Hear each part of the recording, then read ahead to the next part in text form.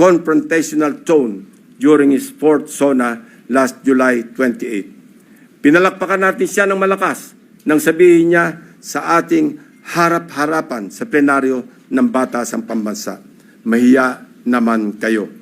And rightly so, since he also said in the same SONA that he witnessed firsthand how the floodgates of corruption have swung wide open in many areas he personally inspected. He saw defective flood control projects, obviously built with substandard materials or not built at all, wasting hundreds of billions of pesos in taxpayers' money, drifted away and down the drain. And all this, Mr. President, went straight to the pockets of the insatiably greedy, so vile, so greedy, and corrupt to the core politicians, DPWH officials, and contractors, conniving among themselves, unmindful of the lives lost and the properties destroyed, all for their lust for money. This humble representation just confirmed with sordid details what President Marcos announced in the launching of the Sumbong sa Pangulo website, which greatly helped us in tracking and monitoring the status of the non-existing but fully paid flood control projects. Mr. President, distinguished colleagues, we can do our part in leading the way under your leadership and the cooperation that each and every one of us in this august hall to set the example in good governance. We can start with an honest-to-goodness and fully transparent deliberation of the 2026 National Budget Measure that will truly represent the hopes and aspirations of our people for a better Philippines. Sa isang taon, wag naman sana nating marinig na mapagsabihan tayo na mga walang hiya kayo. Sa haba at lawak ng aming pagsisiyasat, may mga gustong magsalita at tumulong. District engineers na napipilitang ipa-implement ang mga binagsak na project sa kanilang distrito na hindi naman sila ang nagplano kaya hindi naisama sa National Expenditure Program. Subalit, dahil nagmula sa mga insertions ng mga tinaguriang funders sa Kongreso, mga contractors na kapit sa patalim dahil sa bulok na sistema ng talamak na lagayan, tali ang mga kamay dahil sa kanilang pakikisama nakasalalay ang kanilang hanap buhay. At higit sa lahat, mga taong bayan na nais ipaabot ang kanilang hinaing. Madami din sa mga nakausap namin ang handang pangalanan ang mga tiwaling opisyal ng gobyerno na tunay na nasa likod ng mga milagro sa flood control. Ang halos nagkakaisang tanong nila na mahirap kong saguting mag-isa. Sagot ba ninyo ang kaligtasan namin at sigurado bang tuloy-tuloy ang laban hanggang sa dulo o habang mainit lamang ang issue na ito? When few good officials or regretful men are willing to speak truth to power, they must be heard. They must be seen. They must be protected. The depth of corruption has become so overwhelming that it drowns us in our sad reality. More than flood control, what the Filipino people badly need to see is grid control. Thank you, Mr. President. Thank you, Senator Lacson. Mr. President, Majority Leader. Mr. President, there are a number of our colleagues who wanted to make a manifestation. May I just be allowed to give a very short manifestation considering, Mr. President, the situation where I come from, Mr. President. I hope you understand. Yes, please the proceed, indulgence of our colleagues. Please proceed, Majority Leader. Mr. President, this will be just very short. I just wanted to put on record, Mr. President, na nakapanlulumo, nakakagalit at nakakakulo ng dugo, Mr. President, na marinig at makita right before our very eyes yung pong mga hindi ko kayang sabihin na malademonyong proyekto dahil sabi nga ho ni Senator Lacson, guni-guni hindi na makita. Siguro ito po yung dahilan kung bakit for the past 3 years Siguro naiintindihan na ako ni Senator Bato, ni Senator JV, the past 3 years, bakit ako nang gagalaite. 3 taon ko na po itong sinasabi, itong mga kalokohan sa flood control program. Mr. President, ginahasa po ng flood control program ng gobyerno ang aming lalawigan sa Bulacan. Nakakalungkot po, Mr. President, sapagkat pag tinignan nyo rin po itong 2025 flood control budget, Mr. President, yung binabanggit po ni Senator Ping na pare-pareho po yung amount, ganito pa rin po. Total of 14 billion sa lalawigan ng Bulacan. Mr. President, nandito po yung ilang mga mayors natin. Nandito po si Mayor Bong, si Mayor ng Balagtas, Mayor ng San Miguel, Bulacan. Nandito po sila para suportahan ang Senado, para magkaroon ng no nonsense, no secret cows, Mr. President, na investigasyon at masiguro na magkaroon ng hustisya ang aming minamahal na lalawigan. Mr. President, gusto ko lang pong i-put into the record that we thank the gentleman from Cavite, Mr. President. We have been looking forward to seeing him here in the Senate dahil alam natin, Mr. President, may mangyayari na dito sa ating ginagawang investigasyon at mapapanagot ang dapat mapanagot. And again, I appeal to the members of this august chamber to help not only our great province of Bulacan but also all provinces in the Philippines. Maraming salamat, Ginoong Pangulo. May I give the floor to our minority leader who is seeking the floor, Mr. President. Thank you, Majority Leader. Before I recognize the Minority Leader, the Chair would also like to thank Senator Lacson for his bombastic privilege speech and congratulate him. Congratulations, Senator Lacson. Minority Yes. Leader. Thank you, Mr. President. Aside from congratulating and commending Senator Ping Lacson, I was discussing this with him earlier. We indeed commend him because he's under the weather. He is not actually well, but he came over to deliver his privilege speech, although his doctors told him to rest and not to go to work today, but still he did. No, you see the importance of what he has to deliver. So I know for a fact that Senator Lacson has never been known to evade any interpellations, but because of health reasons, I would like to move that all the interpellations forthcoming on this privilege speech be done in our next regular session, Mr. It will President. be on Tuesday. Yeah. Yes, Mr. President. What does the Majority Leader say? We are in full understanding, Mr. President, of our good colleague who is more than willing to entertain questions, Mr. President. We all know that. And he's more than willing to entertain questions, Mr. President, by Tuesday, Mr. President, when we resume session. Mr. President, there are a number of senators who would like to make a short manifestation. May I move that we recognize the gentleman from Tarlac, Senator Bam Aquino, Mr. President. The gentleman from Tarlac, Senator Bam Aquino, is recognized. Thank you, Mr. President. Unang-una po sa lahat, nais kong magpasalamat kay Senator Lacson sa kanyang presentation at alam ho natin na napakahalaga ng issue na ito na malaman ho natin kung saan napupunta yung pondo sa flood control at nakikita naman po natin na bilyong-bilyong piso na ang nawawala na dapat napupunta sa taong bayan. So, Mr. President, upon the suggestion of the Minority Floor Leader, I will hold off my interpellations for the next session and instead just manifest my support and congratulations to the good gentleman from Cavite. Thank you very much, Mr. President. Thank you, Senator Aquino. Thank Majority you, Leader. Mr. President. Next to make a short manifestation is the gentleman from Palawan, Senator Erwin Tulfo. I move that he be recognized, Mr. President. Senator Erwin Tulfo, the gentleman from Palawan, is recognized. Mr. President, this representation fully supports Senator Ping Lacson's call to demand full accountability for the disturbing anomalies in our flood control projects. Kahapon lamang po sa Senate Blue Ribbon Committee na pinamunuan ni Senator Marcoleta na siwalat ang sandamakmak na ghost flood control projects. Kawalan ng master plan at pagpabor sa ilang mga probinsya, gayong hindi naman po kasama sa listahan ng mga flood-prone areas.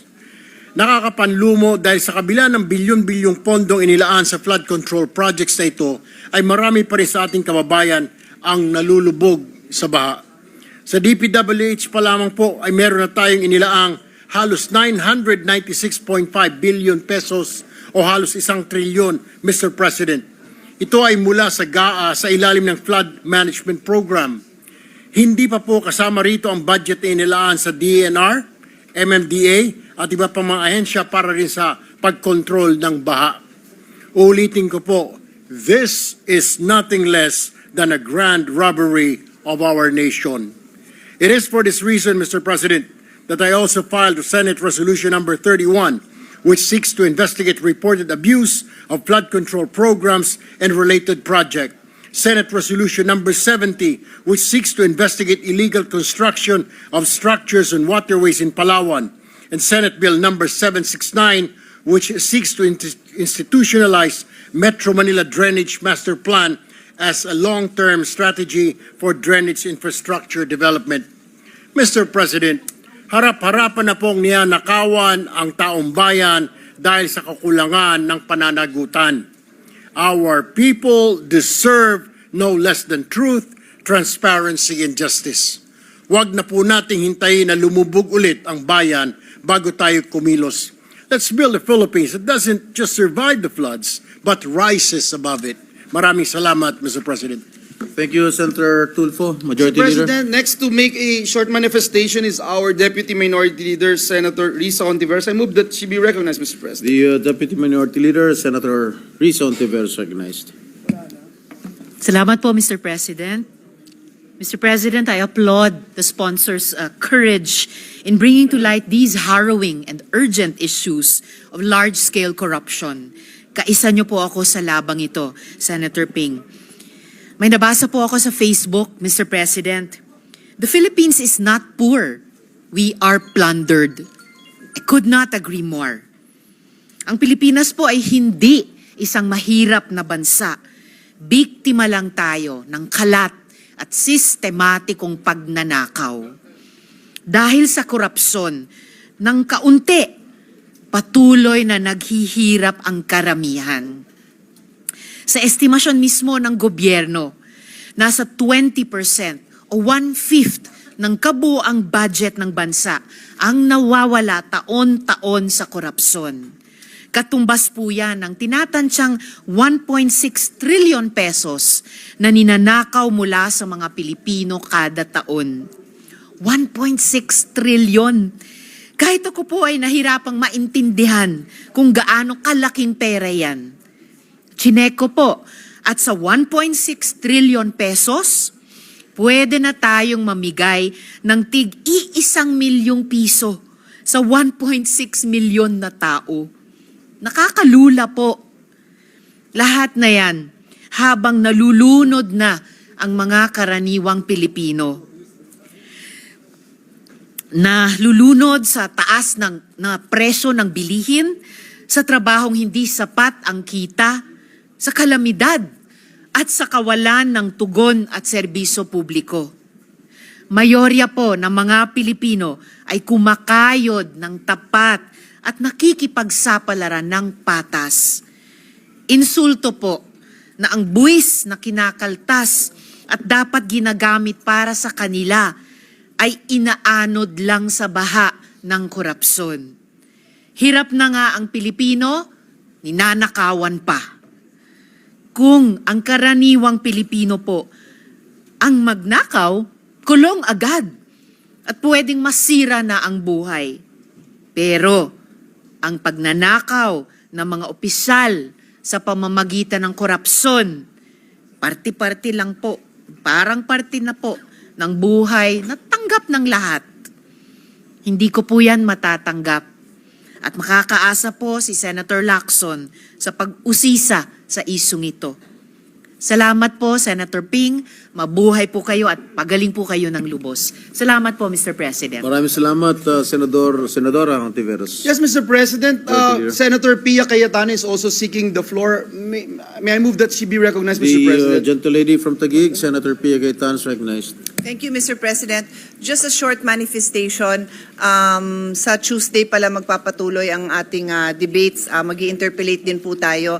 I just want to join our colleagues in expressing my disgust and I am at a loss for words sa napakasamang sitwasyon na binunyag ni Senator Ping Lacson, papasalamat tayo sa kanya na pinakita niya to and in very very detailed ang kanyang presentation. Ako po ay taga Tubong Bulacan din, kaya si Senator Joel, I attest to the fact na bagyo-bagyo na lang, hindi ko sasabihin taon-taon kasi kung ilang beses tayo daanan ng bagyo, ilang beses din siya tatayo at mag-e-express ng lungkot, galit sa walang katapusan na bagyo, tapos panay ho ang punta niya dyan, na walang katapusang pagre-relief efforts, na samantalang pala itong mga relief efforts natin, hindi na pala kailangan gawin kung nagawa lang ito ng maayos.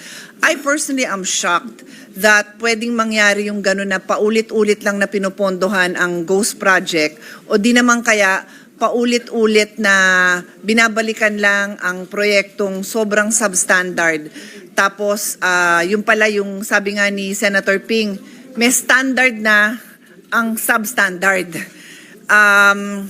We owe the Filipino people better. Lahat ho tayo, we have, now that napakita ito, siguro tuloy-tuloy na ang paglalabas ng mga contractors na sangkot dyan. Hindi ho ako involved sa hindi ho ako familiar din sa budget ng DPWH, pero I am familiar with the project sa education at saka sa health. At kahit doon po, paulit-ulit naming sinasabi sa mga state universities, pati sa mga DOH officials, na pagka yung contractor hindi nakaka-deliver, huwag nyo nang ulitin, huwag nyo nang i-delist nyo na yan. Kaya yung pinakita kanina na yung pangalan ng contractor, delisted na siya, pero nabigyan pa rin ng project. Paano ba nangyayari yung mga ganon? Definitely, ibig sabihin, may kasangkot na government official, whether sa level ng lokal or sa level ng national. Kaya sa darating na mga araw na iimbestigahan pa rin ito at magkakaroon pa ho tayo ng debate, sana mas mabigyan ng liwanag, because the Filipino people do not deserve this kind of public service from their officials. Thank you very much, Senator Ping Lacson, for bringing this to our attention. Thank you, Senator Pia. Cayetano, Majority Leader.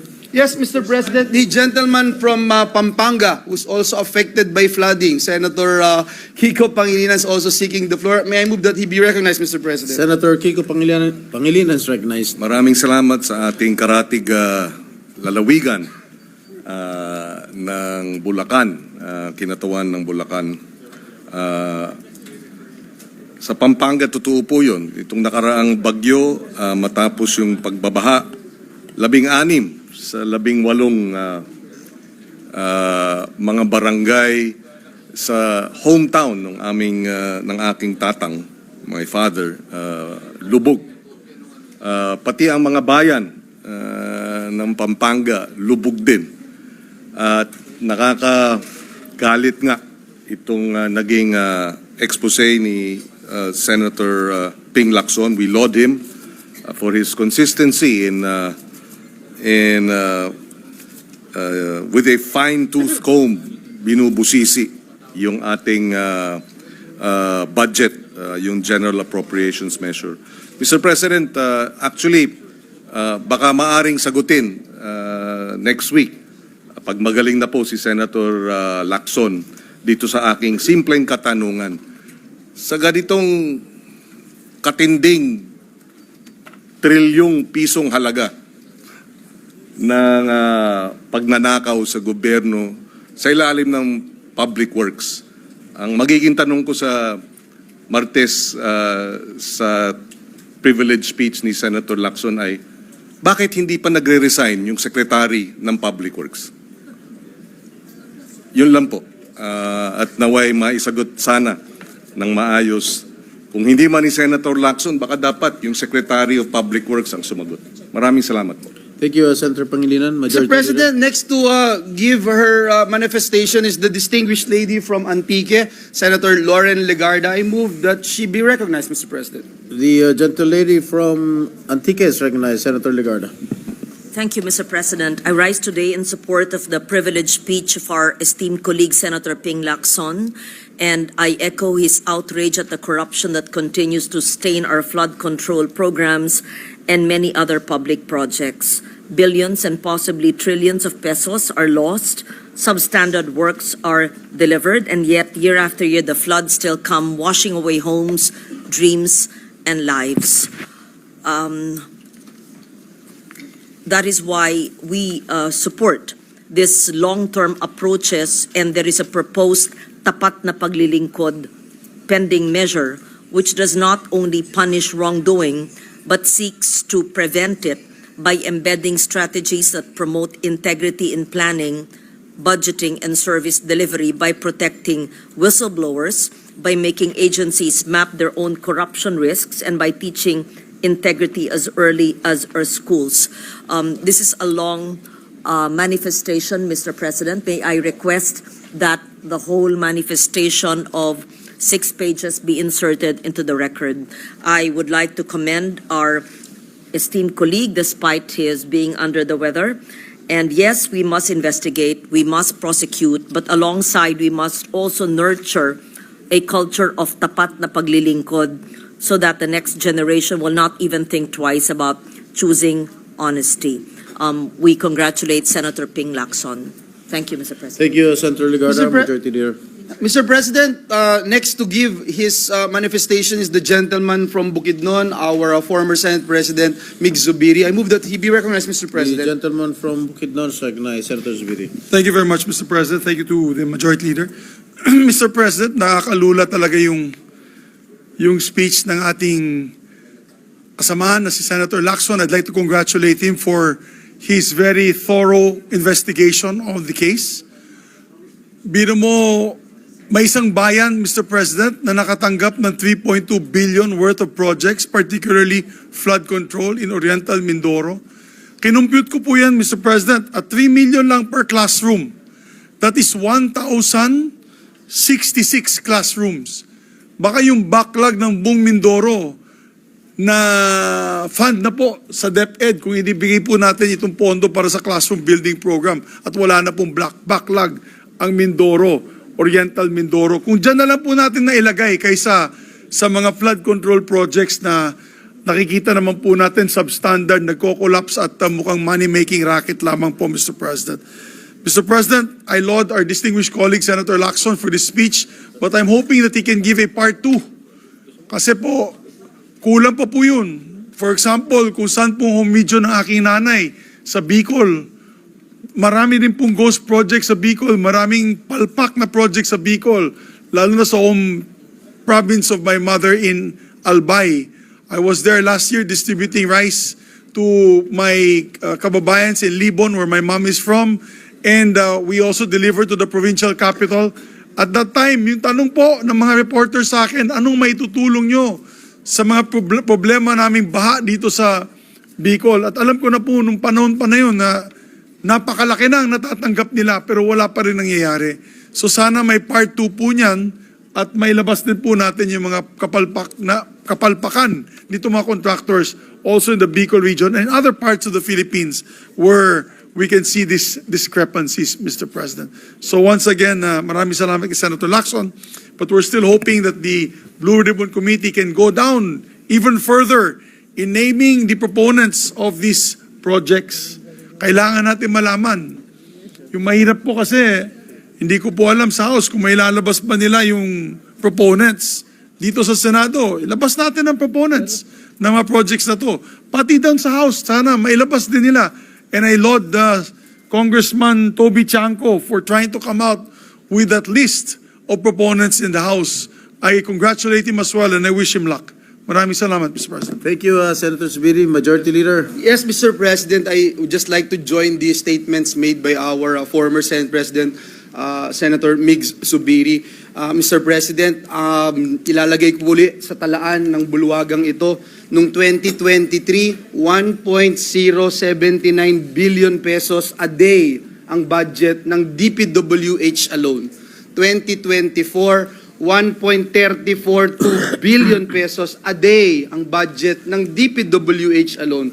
Ngayong taon po na ito, 2025, 1.37 billion a day ang budget ng DPWH. Ngayon po, dun sa National Expenditure Program na pinipresenta sa atin ngayon ng 2026, 1.08 billion pesos a day ang budget ng, again, Mr. President, DPWH alone. Mr. President, bago ko po isuspend ang konsiderasyon ng privilege speech ni Senator Ping Lacson. Muli, pinapasalamatan po natin siya. At yung pong binabanggit niya na pare-parehong amount na sa ibang probinsya, ganun din po yung nakita namin doon sa probinsya ng Bulacan for this year. And maikling ikwento ko lang, Mr. President, alam nyo yung pinakikita doon sa Hagunoy, yun po yung taon-taon na pinupuntahan natin, halos every time na merong bagyo. At nakikita po natin doon, Ginoong Pangulo, yung mga kababayan ko po doon sa Hagunoy. At Senate President Pro Temp, I'm sure you're very much aware of Hagunoy dahil marami po kayong kaibigan doon. Tinatali po nila, Mr. President, yung kanilang sasakyan. Fortuner man yan o pick-up, itatali po nila, Mr. President, doon po sa poste. At matutulog sila, yung sasakyan po nila, umaalon-alon, Mr. President. Gigising po sila ng umaga, at ito, natural na buhay ng mga kababayan ko doon. Gigising po sila ng umaga, lulusong sa baha, magkakape. Pagkatapos magkape, maliligo. Tapos pupunta ho ng Maynila para magtrabaho. Alas 3, alas 4 ng umaga. Babalik ho, galing sa trabaho, ganun na naman, Mr. President.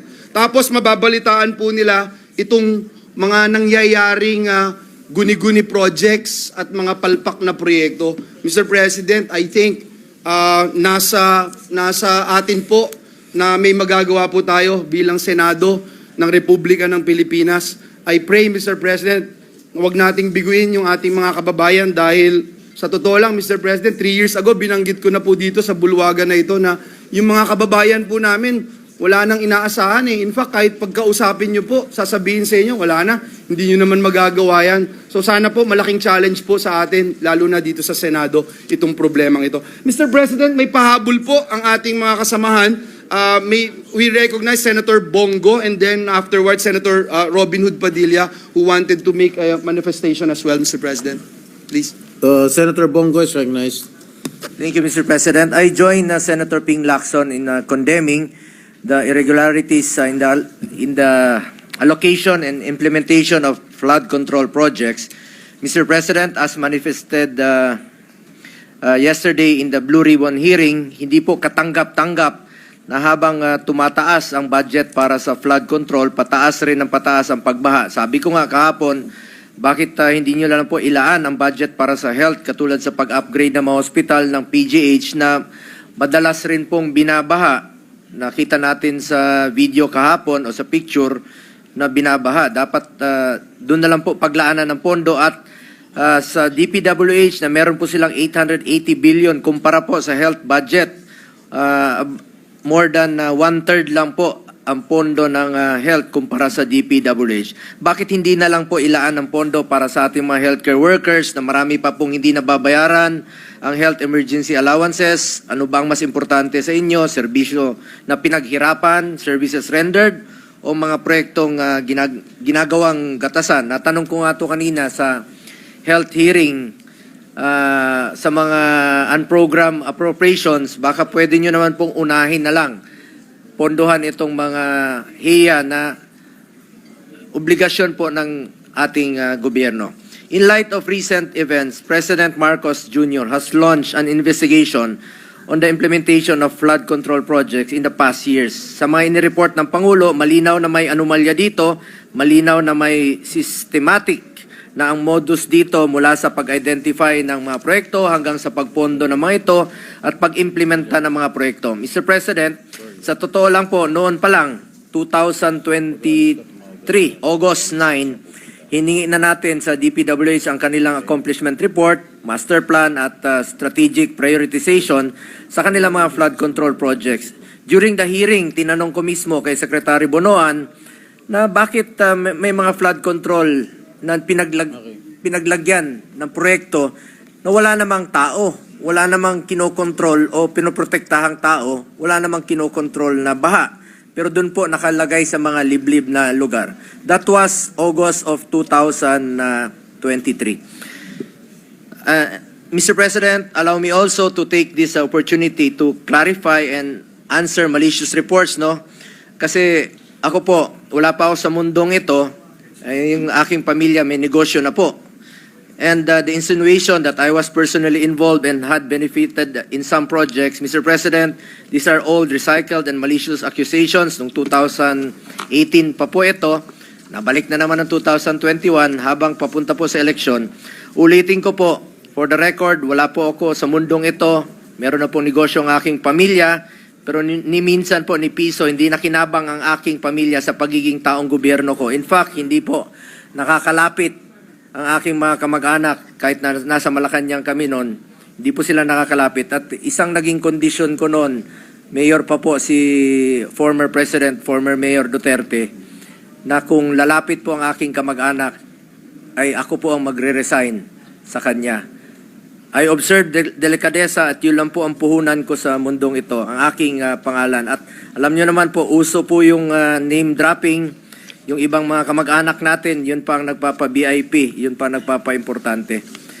At sa tinatagal-tagal ko na pong paninilbihan sa gobyerno, isa lang po ang may pagmamalaki ko. I observe delikadesa, yan po ang ginagawa namin noon pa hanggang ngayon. I am a senator, a legislator, wala po akong kinalaman sa implementasyon ng kahit na anong proyekto, lalong-lalo na po sa pag-identify at na makikinabang po ang aking pamilya. At ngayon, I also co-authored Senate Bill number 783. Ang panukalang ito ay layong ipagbawal na pumasok sa anumang kontrata ng gobyerno mula sa national level hanggang sa LGU level. Ang mga kamag-anak ng government officials hanggang sa 4th civil degree of consanguinity